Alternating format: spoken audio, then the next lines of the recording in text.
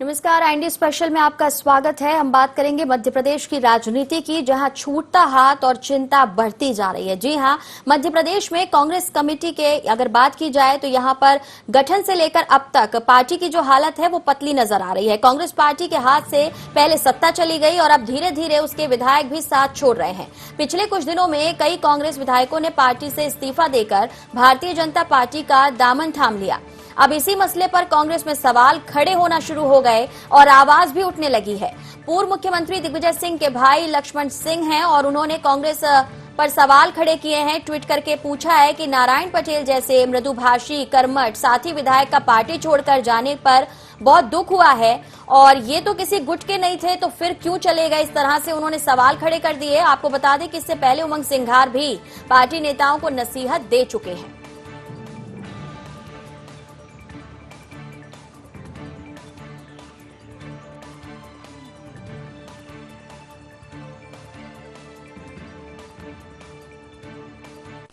देखिए, मैंने एक बार पहले भी कहा था कि जंगल का उसूल है कि जहां एक ही टेरिटरी में दो टाइगर आ जाएंगे तो फिर वर्चस्व का झगड़ा शुरू होता है और एक टाइगर दूसरे को निपटाने का काम करता है जब तक वहां पे, वरना वो सुरक्षित रह नहीं सकता। तो ऐसी ही स्थिति मध्य प्रदेश की है। सिंधिया साहब का डर अब शिवराज सिंह जी को सताने लगा है कि अगर चंबल से ज्यादा लोग जीत के आ गए तो हमेशा उनके ऊपर तलवार लटकेगी। इसलिए कैसे भी एन केन प्रकार ऋण खरीद कर, दबाव बनाकर, लोग लालच देकर, पद का लालच देकर कुछ लोगों को इस तरफ में तोड़ें, मालवा, निमाड़ या दूसरे क्षेत्र से, ताकि सिंधिया साहब का दबाव, उस पर प्रेशर पॉलिटिक्स जो है वो कम हो जाए। तो ये है। लेकिन मैं आपसे कह रहा हूं कि जितने भी ये तोड़कर मंत्री बनाने का काम कर रहे हैं, ये चाइना के माल जैसे हैं कि चाइना का माल दिखने में चमकदार दिखता है लेकिन अंदर से खोटा होता है, जिसकी भत्सना भारतीय जनता पार्टी भी कर रही है। तो ये चाइना का माल चलने वाला नहीं है, ये केवल दिखने के लिए चमकदार है और कुछ दिन का है। माननीय कमलनाथ जी की चिट्ठी पे क्या कहूँ। कमल, मुख्तसर सी जिंदगी इतना सा फसाना है, तीर भी चलाना है और परिंदे भी बचाना है। न बच पाए ये और बात है। राजनीति पूरी जब ट्विटर और चिट्ठियों पर ही रह जाएगी तो कमेबेश मुझे लगता है ऐसी हालत आएगी कि कांग्रेस की स्थिति डावाडोल ही नहीं है, पूरी तरह डूबने की है। ना कांग्रेस की नीति है, ना कांग्रेस का नेता है। और इसलिए जो भी जनता के प्रति विधायक कृतज्ञता ज्ञापित करना चाहता है वो कांग्रेस छोड़ रहा है, क्योंकि उसको लगता है कि 15 महीने में जो कांग्रेस की सरकार में हुआ वो जनता के साथ ठीक नहीं हुआ। उसने जिस मुद्दों के साथ चुनाव लड़ा था वो मुद्दे पूरे नहीं हुए और इसीलिए जो भी जनता के प्रति उत्तरदायित्व का निर्वहन करना चाहता है वो विधायक कांग्रेस छोड़ रहा है। तो उकसाने की राजनीति हो रही है या फिर कांग्रेस में संकट के बादल मंडरा रहे हैं? क्या वाकई में सिंधिया जो हैं वो प्रेशर पॉलिटिक्स कर रहे हैं या फिर शिवराज जी अपने आप को बचाने के लिए और कद को ऊपर रखने के लिए इस तरह से कांग्रेस में सेंधमारी कर रहे हैं? जैसा कि बृजेंद्र सिंह राठौर कह रहे थे कि टाइगर जो हैं अब वो 2 हो चुके हैं और इसीलिए वर्चस्व की लड़ाई जो है वो शुरू हो गई है। रुक करेंगे न्यूज रूम का। हमारे सहयोगी संदीप हमारे साथ बने हुए हैं। संदीप, क्या वाकई में ये 2 टाइगर के बीच का झगड़ा है, लेकिन इसमें पिस कांग्रेस रही है या फिर कांग्रेस घर नहीं बचा पा रही, इसलिए जो लोग जा रहे हैं उनको टाइगर का डर दिखाया जा रहा है? जहाँ लेने की बात अलग है, लेकिन देने की अगर बात करें, जब घर से रवानगी सिलसिला लगातार चल रहा है तो वो कहीं ना कहीं मैं अभी बयान सुन रहा था पूर्व मंत्री विजय सिंह राठौर का, जिस तरह से उन्होंने चाइना के सामान से तुलना की। सबसे बड़ी बात यह है कि प्रोडक्शन तो आपने किया है, यानी कि चाइना के उससे सामग्री का प्रोडक्शन आपने किया है। यानी चलिए, ये बात बिल्कुल सही है, समझने की बात है। ये ट्वीट हम अपने दर्शकों को दिखा दें। लक्ष्मण सिंह जो लगातार अपनी ही पार्टी पर पहले भी सवाल खड़े करते रहे, जब कांग्रेस की सरकार थी तब भी उन्होंने सरकार को कटघरे में लिया और अब भी लगातार ट्वीट किए जा रहे हैं, सवाल पूछे जा रहे हैं। और अब उनका जो सीधा सवाल है वो कमलनाथ जी से है कि आप देखें कि पार्टी की हालत क्यों इस तरह से कमजोर होती जा रही है, क्यों ऐसे विधायक जो किसी गुट से ताल्लुक नहीं रखते वो भी पार्टी छोड़कर जा रहे हैं। तो ये समझने का विषय है। हालांकि अब ट्वीट वाली सियासत कांग्रेस कर रही है या फिर इसका मकसद सामने आएगा। संदीप, एक देखा जाए तो विपक्ष ये भी कह रहा है कि ट्वीट पर कांग्रेस की सियासत आ गई है और अगर ट्वीट पर सियासत की जाएगी तो परिणाम ऐसे ही होंगे।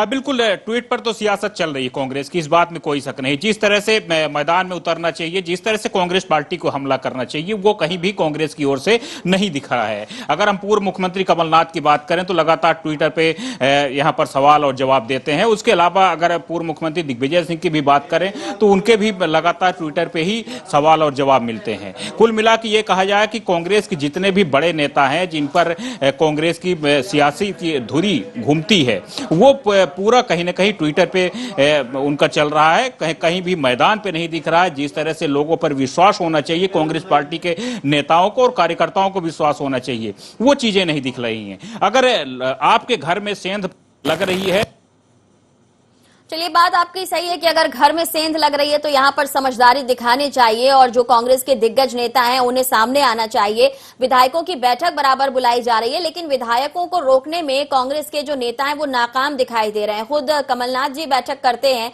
लेकिन वो बैठक जो है उस पर भी बीजेपी चुटकी लेती है और कहती है कि किसी शामियाने को जैसे लगाया गया हो, वहां पर चंद लोग पहुंचे हो, इस तरह की चीजें कांग्रेस में नजर आ रही है। लेकिन बाद उसकी अगर देखा जाए, कांग्रेस का विश्वास कि आने वाले उपचुनाव में कांग्रेस का साथ जनता देने वाली है, क्योंकि जनता के साथ छलावा हुआ है। ये सरकार जो गिराई गई है वो खरीद फरोख्त करके गिराई गई है। ये आरोप जो हैं वो लगातार सामने आ रहे हैं, लेकिन ये भी देखना होगा कि आरोप केवल ट्वीट के जरिए आ रहे हैं या फिर सोशल प्लेटफॉर्म पर आ रहे हैं। जनता के बीच जाने में क्या कांग्रेस कामयाब हो रही है, ये वो सवाल हैं जो कांग्रेस के लिए चुनौती बने हुए हैं, क्योंकि जनता का साथ चाहिए, लेकिन साथ ही घर भी मजबूत करना है, विधायकों को भी साधना है, क्योंकि जनता के बीच जाने के लिए चेहरों की जरूरत पड़ेगी। और कांग्रेस की कमजोरी यही है कि उसके पास नेतृत्व की कमी की बात सामने आती है, चेहरे की कमी की बात सामने आती है। ऐसे में संदीप, क्या माना जाए, चेहरे को कांग्रेस ला पाएगी, एक ऐसा मजबूत चेहरा जिस पर जनता भी यकीन करे?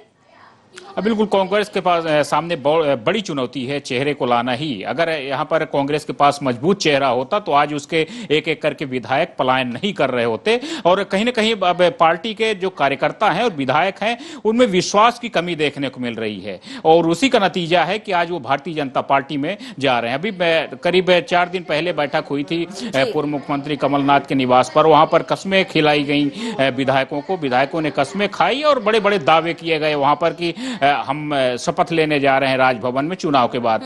आखिर कहां गए वो कस्में और वादे? ये सारी चीजें बिसरा के आखिरकार फिर से सिलसिला शुरू हो चुका है, विधायकों के जाने का सिलसिला शुरू हो गया। जिस तरह से भारतीय जनता पार्टी की ओर से दावे किए गए थे कि हमारे संपर्क में 5 और करीब 15 के आसपास विधायक हैं, जिसमें यह कहा गया था कि 5 विधायकों का आना बिल्कुल तय हो चुका है, तिथि तारीख सारी चीजें तय हो चुकी है, और करीब 10 विधायक उसके बाद फ्लोर पे हैं, उनकी 50% बात हो चुकी है। तो एक लंबी संख्या है, यहाँ लंबी फेहरिस्त है बीजेपी के पास। लेकिन कांग्रेस पार्टी के पास अगर बात करें तो यहाँ कांग्रेस पार्टी यही नहीं चिन्हित कर पा रही कि उसके कौन से विधायक जाने वाले हैं, सिर्फ बयानबाजी हो रही है। अगर एक बार फिर से हम उसी बात पे या उस बिंदु पर रुक करें, अगर बीजेपी में जो वरिष्ठ नेता हैं अगर वो ये कह भी रहे हैं कि उन्हें दरकिनार किया जा रहा है या उनकी सुनवाई नहीं हो रही या उन्होंने पूरा जीवन पार्टी को दिया, तो ऐसे में क्या बीजेपी उनकी चिंता करेगी या फिर बीजेपी सत्ता पर बने रहने के लिए और जनता की योजनाओं को जनता तक पहुंचाने पर ज्यादा फोकस करेगी? क्योंकि अगर देखा जाए तो ये उपचुनाव जो है वो उसी जनता के वोट पर ही जीते जाएंगे। बिल्कुल, देखिए नाजनीन, यहाँ पर मैं एक साधारण सा उदाहरण देना चाहूँ कि रेस में उसी घोड़े की कीमत लगाई जाती है जो दौड़ता है। यहाँ जो नेता हार चुके हैं तो उनकी बात आप छोड़िए, जो नेता इस समय पर चुनाव जीत रहा है उसकी कीमत होती है। ऐसी बात नहीं है, मेरे कहने का तात्पर्य नहीं भारतीय जनता पार्टी उनकी चिंता नहीं कर रही है। भारतीय जनता पार्टी में उनकी भी चिंता की जा रही है, कहीं ना कहीं उनको व्यवस्था की जाएगी, लेकिन प्रायोरिटी नहीं दिख रही है, तभी वो जो दर्द है वो छलकते हैं। और कहीं ना कहीं चाहे वो बयानबाजी के तौर पर हो, ट्वीट के तौर पर हो, अजय बिश्नोई हो या फिर हम अनूप मिश्रा जी की बात करें, और भी कई ऐसे नेता हैं जो कहीं ना कहीं पहले अगर हम देखें तब भी वो बीजेपी का दामन छुड़ाकर और कांग्रेस का हाथ थामते नजर आए थे। बहरहाल अब कांग्रेस की स्थिति जरा यहाँ पर कमजोर दिख रही है, लेकिन दोयम दर्जे पर उनकी चिंता की जा रही है। तो क्या आपको लगता है, जैसा कल हमने देखा, एक हाथ इधर और एक हाथ उधर, यानी कन्हैया जी इधर आते हैं तो नारायण जी उधर जाते हैं, आपको लग रहा है ये बैलेंस हो पाएगा या फिर कांग्रेस इसमें पिछड़ रही है? बैलेंस तो देखिए यहाँ पर होना मुश्किल है। अगर हम भारतीय जनता पार्टी की बात करें तो वो जीते हुए नेताओं को अपने पाले में ले रही है, लेकिन अगर वहीं पर अगर उसके उलट बात करें कांग्रेस पार्टी की, तो जो हारे हुए नेता हैं, पहले से ही वो कहीं न कहीं शिकस्त खाए नेता हैं, लंबे समय से लूप लाइन में चल रहे थे, उनको कांग्रेस पार्टी अपने पक्ष में करके कहीं न कहीं अपनी खोवी और सेखी बगाड़ने का काम कर रही है। वो चीजें यहाँ पर कहीं न कहीं बैलेंस वाली स्थिति नजर नहीं आ रही है। चलिए, तो आखिर कांग्रेस में क्यों नहीं हो पा रहा है बैलेंस, क्यों कांग्रेस पिछड़ रही है? कांग्रेस के जो नेता हैं वो अपनी नाराजगी जाहिर कर रहे हैं, कमलनाथ जी से सवाल कर रहे हैं। ऐसे में ये भी चर्चा है कि कमलनाथ जी की महत्वाकांक्षाओं की वजह से कांग्रेस की ये हालत हो रही है। इस पर थोड़ा समझना चाहेंगे। बिल्कुल, महत्वाकांक्षाएं हो या ना हो, लेकिन वो तो सामने जो जनता के सामने जरूर दिख रही हैं। सारे पद अपने पास रखना, यहाँ पर जिस तरह से लगातार भारतीय जनता पार्टी हमले पर हमले कर रही, तो वो मौके भी वो कांग्रेस पार्टी और खुद पूर्व मुख्यमंत्री कमलनाथ ही दे रहे हैं। अध्यक्ष पद उनके पास है, मुख्यमंत्री रहे 15 महीने, मुख्यमंत्री रहते हुए अध्यक्ष पद उनके पास था। आज अब अध्यक्ष पद रहते हुए भी नेता प्रतिपक्ष का भी एक तरह से भूमिका वो खुद निभा रहे हैं। तो भारतीय जनता पार्टी मतलब कहने का ये है कि मतलब कांग्रेस पार्टी के पास दूसरे नेता नहीं है कि जिसको आप आगे ला सकें। सारी चीजें, सारे पद आप खुद अपने पास रखेंगे। आप खुद ये चीजें साबित कर रहे हैं कि आपकी पार्टी में दूसरे नेता नहीं है, काबिल नेताओं की कमी है, या फिर आप दूसरे नेताओं को आगे आने नहीं देना चाहते। तो ये सारी चीजें यहाँ पर दिख रही है, और जिसका कारण यहाँ पर ये भी दिख रहा है कि अब कांग्रेस पार्टी को के नेताओं को अपने ही नेताओं पर जो बड़े नेता हैं, अब ये समझ लेते हैं कि अगर कांग्रेस के अंदर ही फूट पड़ रही है या कांग्रेस में अंतरकलह है, तो बीजेपी को इसका क्या फायदा नजर आ रहा है, या फिर बीजेपी इसे कैसे देखती है? हमारे साथ कृष्ण गोपाल पाठक जुड़ गए हैं, मीडिया पैनलिस्ट हैं बीजेपी से। स्वागत है सर आपका। नमस्कार। नमस्कार भाई जी। पाठक जी, कैसे देखते हैं आप? यहाँ कहा जा रहा है कि महत्वाकांक्षाओं की वजह से कांग्रेस जो है वो पिछड़ रही है। कांग्रेस आरोप लगा रही है कि आप खरीद फरोख्त कर रहे हैं, उनके विधायकों को ले जा रहे हैं। अब कांग्रेस के अंदर से ही सवाल खड़े होने लगे हैं। कैसे देखते हैं आप इस राजनीति को? देखिए, सवाल ये उठता है नाइम जी कि इनके विधायक इनसे नाराज क्यों हैं? इनके विधायकों को ये समेट कर क्यों नहीं रख पा रहे हैं? क्या कमी है इनकी पार्टी में, इनके संगठन में, इनके नेता में, इनकी नीति में, जो इनके विधायक छोड़कर भाग रहे हैं? अरे कोई पंच का पद नहीं छोड़ता, सरपंच नहीं छोड़ता, फिर तो इनके विधायक और मंत्री पार्टी छोड़कर भाग रहे हैं। इनको मूल्यांकन करना चाहिए अपने अंदर, ना कि भारतीय जनता पार्टी के ऊपर ढोलना चाहिए। इनको ये सोचना चाहिए कि हमारे अंदर क्या कमी है। इनको ये सोचना चाहिए कि हम जनता या विधायकों की अपेक्षा पे कहाँ खरा नहीं उतर पाए। ये आत्मचिंतन नाइम जी आज भी नहीं कर रहे हैं, ना अपना मूल्यांकन कर रहे हैं। ये बहानेबाजी कर रहे हैं। भारतीय जनता पार्टी ने ऐसा कर दिया, भारतीय जनता पार्टी ने वैसा कर दिया। इनको तो सोचना चाहिए कि हम इतनी पुरानी राजनीतिक दल, जिसके किसी जमाने में लोकसभा में 440 सांसद हुआ करते थे, 60 साल तक इन्होंने देश पर एक छत्र राज किया, उसके बाद इनके नेता में, नीति में, नियत में कहाँ कमी आई है? चलिए, आपके सवाल बेहद महत्वपूर्ण है, आप बने रहे हमारे साथ। इस वक्त दुर्गेश शर्मा जी जुड़ गए, कांग्रेस के प्रवक्ता हैं। जवाब वही दे पाएंगे इसका कि आखिर कहाँ कमी रह गई, क्यों पिछड़ रहे हैं आप, कांग्रेस की आखिर ये हालत क्यों है? दुर्गेश जी, क्या कहेंगे? कांग्रेस कहीं भी किसी भी स्तर पर न पिछड़ रही है, न पिछड़ सकती है, न कोई उसको कर सकता है। देश के अंदर चुनाव होते हैं, तो चुनाव में जिस तरीके की मतदान आज हो रहे हैं, या जिस तरीके से आज लोकतांत्रिक व्यवस्था को भारतीय जनता पार्टी षड्यंत्र बदल रही है या खंडित कर रही है, ये पूरा देश जान रहा है। बात यदि वोटों की आएगी तो मात्र 30%, 31% लेके केंद्र में सरकार में बैठी है भारतीय जनता पार्टी। बाकी का पूरा वोट विपक्ष के पास है। इसका मतलब ये नहीं है कि आप 100% आपको जनता पसंद कर सकती है। आपको एक लिमिटेड जनता वोट दे रही है। दुर्गेश जी, जनता जो है वो अब भी कांग्रेस को पसंद कर रही हो, इस पर हम शक नहीं कर रहे हैं, लेकिन आपके विधायक आपको क्यों नहीं पसंद कर रहे हैं? वो क्यों बीजेपी में चले जा रहे हैं? बिल्कुल नाज़नीन जी, मैं उस पर भी बात करता हूँ।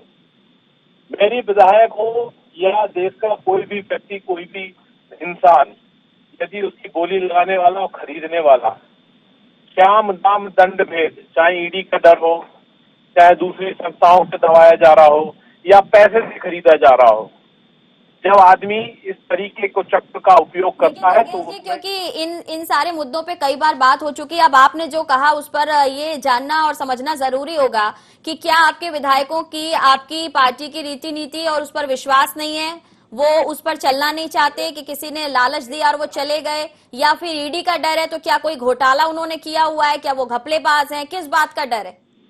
बिल्कुल नाज़नीन जी, मैं सब बातों का जवाब देता हूँ। ये मेरी पार्टी की सोच, मेरी पार्टी की रीति नीति, कांग्रेस पार्टी के नेता, सब लोग जो है वो गलत मान लूं, यदि मैं भी अपने आप को गलत मान लूं, तो क्या वो जनता जिसने उस व्यक्ति को चुना वो भी गलत है? क्या उसकी जवाबदेही जनता के प्रति कुछ नहीं बनती? यदि संगठन, यदि नेता या कार्यकर्ता आपको नहीं आ रहा है, आप उससे बातचीत बंद कर दें, आप उससे संबंध बंद कर दें। कोई भी पार्टी किसी विधायक को, जब हम उसको अपनी पार्टी में नहीं रोक पा रहे, तो क्या हम उसके किसी कार्य में जो जनता के लिए उसको जो जवाबदारी उसको जनता ने दी है उस काम करने से रोक सकते ये हैं? मान लेते हैं कि आगामी दिनों में ऐसे विधायक जो जनता को यहाँ पर धोखा देकर दूसरी पार्टी में जा रहे हैं, जनादेश का अपमान कर रहे हैं, उनको आगे भी जनता जवाब देगी। लेकिन आपसे जो ट्वीट करके सवाल पूछे जा रहे हैं, कमलनाथ जी से जो सवाल पूछे जा रहे हैं कि क्यों घर नहीं संभल रहा, लक्ष्मण सिंह जी ट्वीट कर रहे हैं एक बार फिर से, इस पर आप क्या कहेंगे? ये सवाल तो आपके परिवार के अंदर से उठ रहे हैं। बिल्कुल, परिवार में जब कहीं कोई परेशानियां आती हैं तो सवाल भी साथ में लाती हैं, और कई बार सवाल घर के अंदर से भी पूछे जाते हैं। जिस तरीके से आज समाज के लोग पूछ रहे हैं, मीडिया पूछ रहा है, दुनिया के लोग पूछ रहे हैं, उसमें घर से भी लोग पूछ रहे हैं। उन सबके सवालों का जवाब भी घर के अंदर से ही निकल के आएगा और घर में दे दिया जाएगा। ठीक है, सार्वजनिक तौर पे पूछा गया सवाल नहीं पूछना चाहिए था, आपको अपनी पार्टी के अंदर पूछना चाहिए था, पर ठीक है आपने सार्वजनिक पूछा है, आपको जवाब पार्टी जी लौटूंगी मैं आपके पास, थोड़ा और समझते हैं। संदीप हमारे साथ हैं। संदीप, घर की बातें जब इस तरीके से बाहर आ जाएं, तो फिर सवाल अगर परिवार में उठते हैं और उठाने भी चाहिए, तो सिर्फ अकेले क्या ये जिम्मेदारी लक्ष्मण सिंह जी ने उठा रखी है, दिग्विजय सिंह ने उठा रखी है कि वही सवाल पूछेंगे? तब भी जब कांग्रेस सत्ता में है, तब भी जब कांग्रेस बाहर है, तब भी जब विधायक जा रहे हैं, तब भी जब सत्ता छिन गई है, तो ऐसे में यहाँ सोचना जरूर यहाँ पर मौजूद हो जाता है कि क्यों नहीं दुर्गेश जी भी सवाल पूछते हैं, क्यों नहीं बाकी लोग भी सवाल पूछते हैं, ताकि ऐसा लगे कि मसला सिर्फ परिवार का है। सवाल तो देखिए, घर की बात बाहर आ चुकी है और पड़ोस नहीं बल्कि पूरी दुनिया में फैल चुकी है आग की तरह। बात करें अगर यहाँ, तो सिर्फ यहाँ पर ट्विटर से राजनीति हो रही है, ट्विटर से सवाल और जवाब हो रहे हैं। अगर लगातार भारतीय जनता पार्टी के नेता आरोप लगा रहे हैं कि सिर्फ ट्विटर से राजनीति कर रहे हैं, तो भैया फिर आप क्या कर रहे हैं? आप, इनके पास मौका है, इनको सामने आना चाहिए, सामने जवाब देना चाहिए। जिस तरह से लगातार भारतीय जनता पार्टी अटैक पर अटैक करती जा रही है, एक एक करके विधायक लेते चली जा रही है। आपके सिर्फ आरोप लगाने से नहीं होता, आपके घर में कहीं ना कहीं कुछ कमियां हैं, तब तो विधायक चले जा रहे हैं लगातार। आपने बैठक की है विधायकों की पूर्व मुख्यमंत्री के निवास पर, उसके बाद भी विधायकों का जाने का सिलसिला जो है वो नहीं थमा। तो आखिर कहीं ना कहीं तो आपके घर में कमी है, कहीं ना कहीं जो आपसी जो संवाद होना चाहिए नेताओं के बीच में, या मनमुटाव है जिसे दूर नहीं किया जा रहा है। इसका जवाब हम दुर्गेश जी से लेंगे, लेकिन पाठक जी आप पर कुछ आरोप लगे हैं। दुर्गेश जी का कहना है खरीद फरोख्त हुई है, ईडी का डर दिखाया जा रहा है, विधायकों को जबरदस्ती ले जा रहे हैं आप अपनी पार्टी में, क्या कहेंगे इस पर? देखिए, ईडी का डर, खरीद फरोख्त, कल को ये तो चुनाव प्रक्रिया पे ही आरोप लगाते रहे हैं कि आज भारतीय जनता पार्टी देश में 303 लोकसभा सीटों पर जीतकर जनता की सेवा कर रही है, जनता ने हमें अवसर दिया है, और इनको तो सिर्फ इतने सांसदों का भी इनको समर्थन प्राप्त नहीं दिया जनता ने कि ये अपना नेता प्रतिपक्ष बना सके। ये तो इनकी आदत में आ गया है कि जब ये सरकार से बाहर हो जाते हैं तो लोकतंत्र की जितनी मान्य परंपराएं हैं, आस्थाएं हैं, उन सब पर ये चोट करते हैं, उन पर प्रश्न चिन्ह लगाते हैं। नाइनिन जी आपको याद होगा, इन्होंने निर्वाचन आयोग पर प्रश्न चिन्ह लगाया, इन्होंने ईवीएम मशीन पर प्रश्न चिन्ह लगाया। जहाँ ये जीत जाते हैं, जैसे मध्य प्रदेश में जीत गए थे, राजस्थान में ये आगे निकल गए थे, छत्तीसगढ़ में निकल गए, वहाँ ईवीएम ठीक हो जाती है। जहाँ हार जाते हैं तो वहाँ ईवीएम गड़बड़ हो जाती है, ईवीएम भारतीय जनता पार्टी को जिता देती है। तो कांग्रेस पार्टी तो अभी बाद में आएगी, फिलहाल पार्टी में ही बहुत कुछ गड़बड़ है और जो लोग हैं वो क्यों नहीं रुक पा रहे हैं, ये सवाल बना हुआ है। दुर्गेश जी, संदीप जी ने अभी आपकी विधायक दल की बैठक का भी जिक्र किया है, वहां तो आपने कस्में खिलाई थी, वादे दिलवाए थे, लेकिन उसके बाद भी उन वादों पर कोई खरा नहीं उतर रहा। मैंने कहा ना, यदि विश्वासी लोग, यदि मार्केट के अंदर कोई किसी की बोली लगाने आ जाए और कोई बिकने पे आता है तो कोई वादे काम नहीं आते। बिकने वाला बिकता है, बिक गया, पर उसने बिकने से पहले अपनी जवाबदेही, अपने कर्तव्य, अपने जो जनता ने उसके ऊपर भरोसा किया। मैं एक बात बोलता हूँ, 230 विधानसभा चुनाव होते हैं मध्य प्रदेश में, दोनों पार्टी 230 लोगों पे अपना दांव खेलती है, 230 लोग, हर पार्टी अपने प्रत्याशी खड़ा करती है। उसमें से जनता अपने हिसाब से चुनती है कि मुझे ये पसंद है, वो पसंद नहीं है। उसमें कुछ परसेंट पार्टी का होता है, कुछ परसेंट व्यक्ति के अपने व्यक्तित्व का होता है, कुछ जनता की पसंद होती है। अच्छा दुर्गेश जी, क्योंकि समय घटता जा रहा है, हम आपसे बस अंतिम प्रश्न लेंगे। ये सब कुछ जो पार्टी में घट रहा है, बावजूद उसके आने वाले उपचुनाव के लिए कांग्रेस तैयार है? और क्या आपको लगता है कि इनके जाने के बाद अब पार्टी में वही लोग बचे हैं जो पार्टी की नीति नियत पर भरोसा रखते हैं? आज पहली बात तो ये बता दूं नाजनीन जी कि ये जो लोग गए हैं ये भी पार्टी की रीति नीति पे भरोसा करके ही साथ में चल रहे थे। पर यदि मैंने फिर कहूंगा, यदि कोई देश को बर्बादी करना चाहता है, लोकतांत्रिक व्यवस्था को बर्बाद करना चाहता है, तो उसके सामने कोई नीति रीति काम नहीं करती।